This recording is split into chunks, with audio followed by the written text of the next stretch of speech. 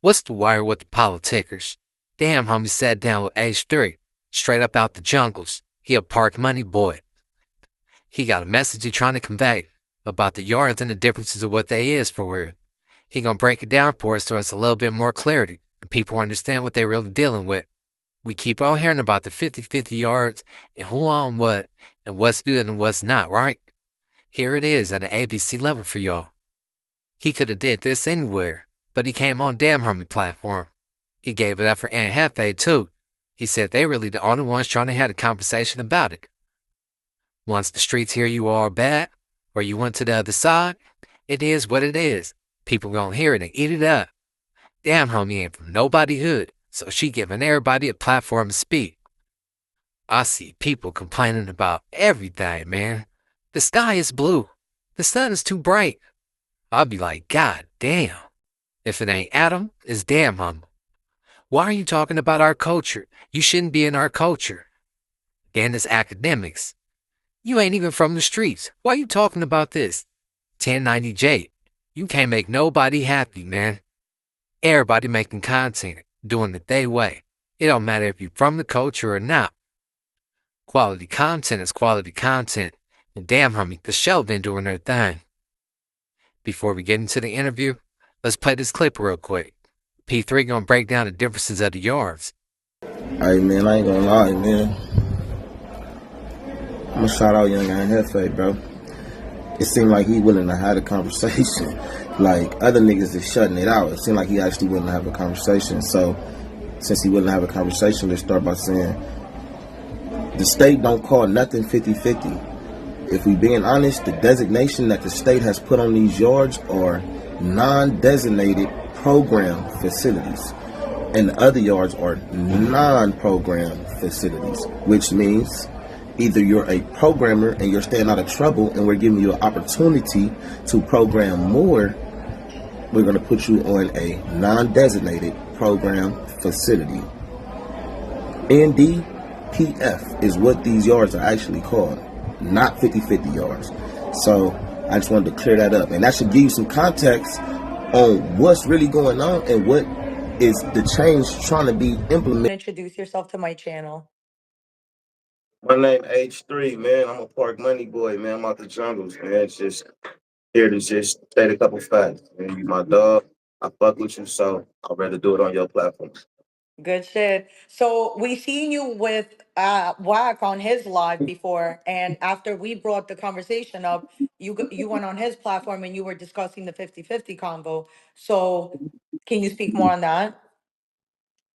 Um, Whack, man, he cool people, man. You feel me? He one of my people is his childhood friend, and we, had some dealings or whatever in the past. The childhood friend had me reach out, you feel me? And asked him about something else. He wanted some support on something that we had going with you, and Wack basically squashed it. You feel me? Because of whatever they had going on. They've been friends for years. They, like I said, they childhood friends. So uh, I didn't really want to get caught up or involved in that. So I tapped back in like, hey, look, bro.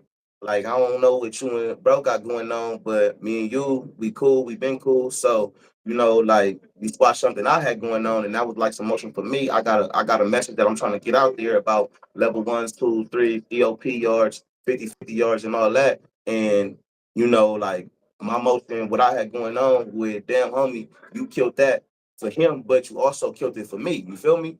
So I feel like, bro, like you should at least just post me. You feel me? And that's all I really asked for.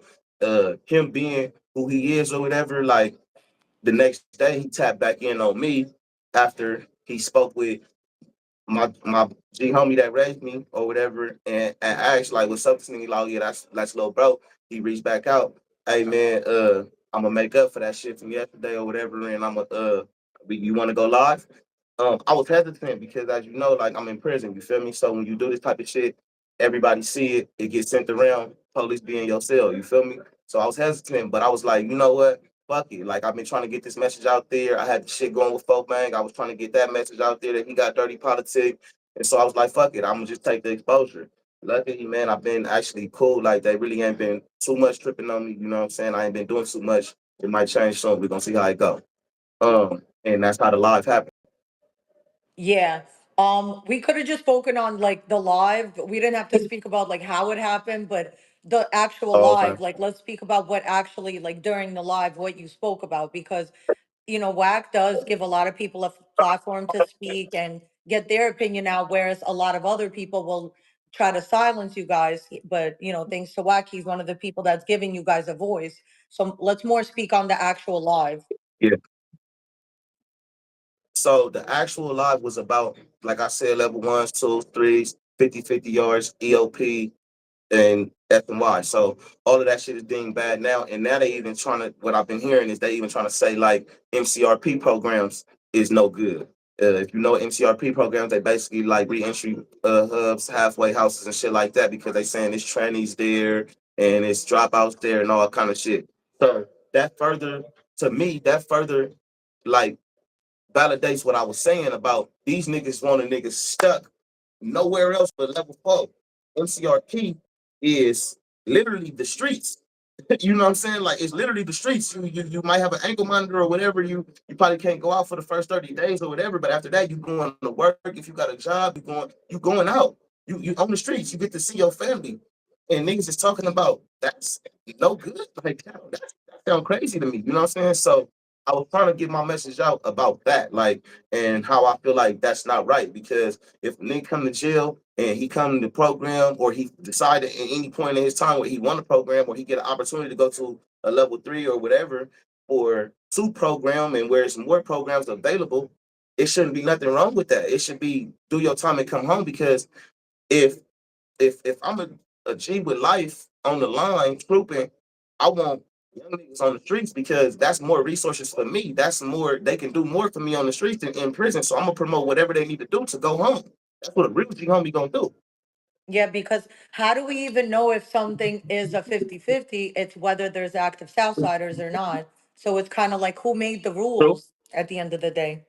true, true. We all know that. That's what it's based upon. And even when you go, if you go back or whatever from the LP yards, that's what's gonna push up on uh, uh, the blacks and be like, "Hey, this fool came from whoop de whoop, like he can't stay," and press that line, like we're gonna go up or whatever. So it's all enforced by them. It all come from them. It all started with them.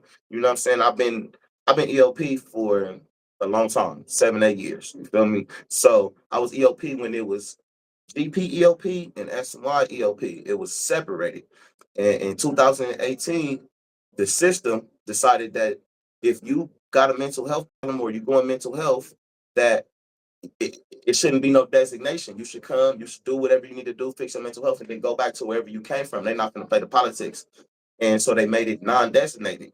That was in 2018. So certain motherfuckers gave people, my situation is a little different. I got other shit, internal shit from my homies, like that's it. You feel me?